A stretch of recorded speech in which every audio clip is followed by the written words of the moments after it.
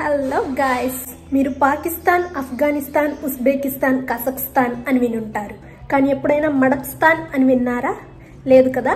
So మడక్స్తాన్ అంటే ఏంటో తెలుసుకోవడానికి చూసేయండి నా video. Let's get in the video.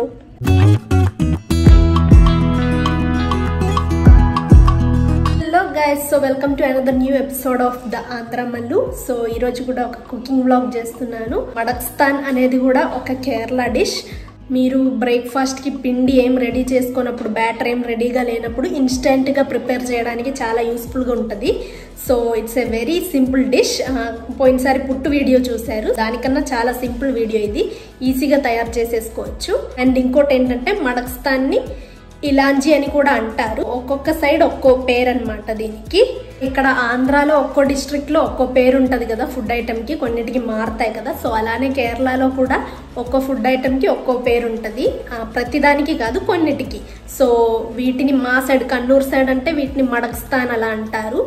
కాకపోతే క్యాలికట్ సైడ్, మా హస్బెండ్ వాళ్ళు ఉండే ఊరు, అక్కడైతే ఇలాంజీ అని అంటారు వీటిని. మడక్స్తాన్ ఎలా చేస్తారో అనేది చూసేద్దాం రండి.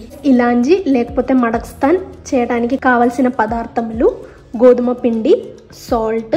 సో ఇది పింక్ సాల్ట్, మా ఇంట్లో పింక్ సాల్ట్ వాడతారు. ఇది Himalayan pink salt. And water, తురిమిన కొబ్బరి కొంచెం, అండ్ ఇది బెల్లం పొడి. సో ఇవే మనకు కావలసిన పదార్థములు. సింపుల్గా చేసేయచ్చు వీటితో. ఫస్ట్ అయితే గోధుమ పిండిలో కొంచెం సాల్ట్ వేసుకోవాలి అండ్ మిక్స్ చేసుకోవాలి దీన్ని. సో ఇప్పుడు ఉప్పు వేసుకొని మిక్స్ చేసేసాం మనం. అండ్ నెక్స్ట్ కొంచెం వాటర్ యాడ్ చేయాలి. దీనికి చపాతీలాగా హార్డ్ కన్సిస్టెన్సీ ఏమీ అవసరం లేదు, కొంచెం వాటరీగా ఉండాలి. మనకి దోశ బ్యాటర్ ఎలా ఉంటుందో సో అలానే దీని కన్సిస్టెన్సీ కూడా ఉండాలి, కొంచెం వాటరీగా ఉండాలి. అలా అయితేనే చేసుకోవడానికి ఈజీగా ఉంటుంది. సో చూస్తున్నారు కదా. అండ్ కొంచెమే తయారు చేస్తున్నా, ఇద్దరు ముగ్గురికి అయితే ఇంకొంచెం క్వాంటిటీ కావాలి. ఇది ఒకళ్ళకే కాబట్టి కొంచెమే ప్రిపేర్ చేస్తున్నాము. సో మీరు ఎంతమందికి కావాలో అనే దాన్ని బట్టి క్వాంటిటీ మీరే పెట్టుకోండి. సో గైస్ చూడండి, కన్సిస్టెన్సీ అయితే ఇలా ఉండాలి, కొంచెం వాటరీగా అని చెప్పాను కదా. సో ఈ ఫామ్లో ఉండాలి. సో గడ్డలు లేకుండా అయ్యేంత వరకు మిక్స్ చేసుకోవాలి. సో ఇలా వాటరీ కన్సిస్టెన్సీ అన్నమాట. నెక్స్ట్ మనం పొయ్యి వెలిగించుకొని దోశ పెనం ఉంటుంది కదా, సో దాని మీద చేసేసుకోవడమే. దోశ ఎలా చేస్తామో సేమ్ అలానే, జస్ట్ అప్పం చేయడమే. సో వేడిగా అయ్యాక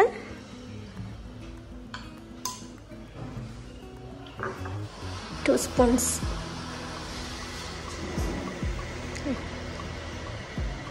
మనం దోశ ఎలా చేస్తామో అలానే జస్ట్. సో ఇది నాన్ స్టిక్ ప్యాన్ కాబట్టి దీనికి ఆయిల్ ఏం అవసరం లేదు, జస్ట్ డైరెక్ట్గా పోసేయడమే ఆ గోధుమ బ్యాటర్ని. అండ్ ఇంకోటి ఏంటంటే తిప్పాల్సిన అవసరం కూడా లేదు, జస్ట్ ఒక సైడ్ అయితే చాలు. ఈ సైడ్ కూడా అవుతుంది, చూడండి మీరు, కలర్ అనేది చేంజ్ అవుతుంది. ఓకే అయిపోయింది. ఇంక ఇలా అయిపోయాక తీసేయడమే.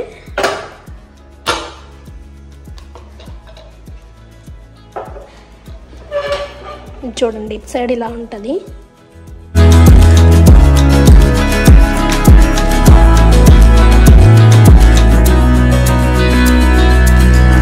గైస్, మడక్స్తాన్ దోశ లేకపోతే ఇలాంజీ దోశ అనేది ఇప్పుడు రెడీ అయిపోయింది. సో మేము 2 చేద్దాం అనుకున్నాం, కానీ ఆ పిండితో 4 వచ్చాయి. మడక్స్తాన్ దోశ రెడీ అయ్యాక నెక్స్ట్ ప్రొసీజ్యూర్ ఇది. తురిమిన కొబ్బరిలో మనం బెల్లం పొడి వేసుకుంటాం అండ్ బాగా మిక్స్ చేసుకోవాలి దాన్ని. బెల్లంకి బదులుగా షుగర్ కూడా వాడచ్చు, కొంతమంది షుగర్ వేసుకుంటారు ఇంకొంచెం స్వీట్నెస్ కోసం. సో షుగర్ ఎప్పుడు అంత తినడం మంచిది కాదు కాబట్టి షుగర్కి బదులు బెల్లం వాడుతున్నాం.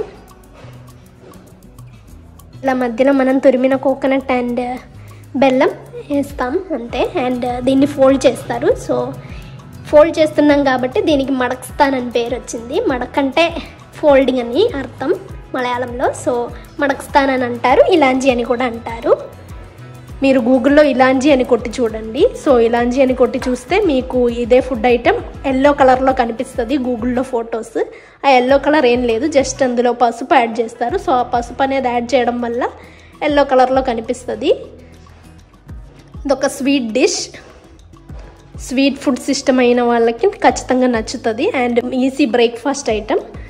వెంటనే ఏమన్నా తయారు చేసుకోవాలంటే మీ దగ్గర ఏం లేకపోతే ఈ గోధుమ పిండి తురిమిన కోకోనట్ బెల్లం ఉంటే సరిపోతుంది. సో ఈజీగా మీరు తయారు చేసుకోవచ్చు ఇంట్లో.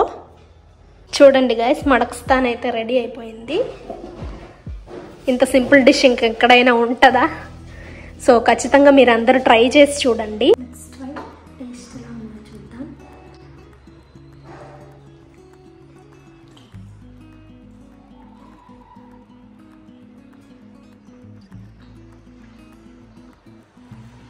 It's good.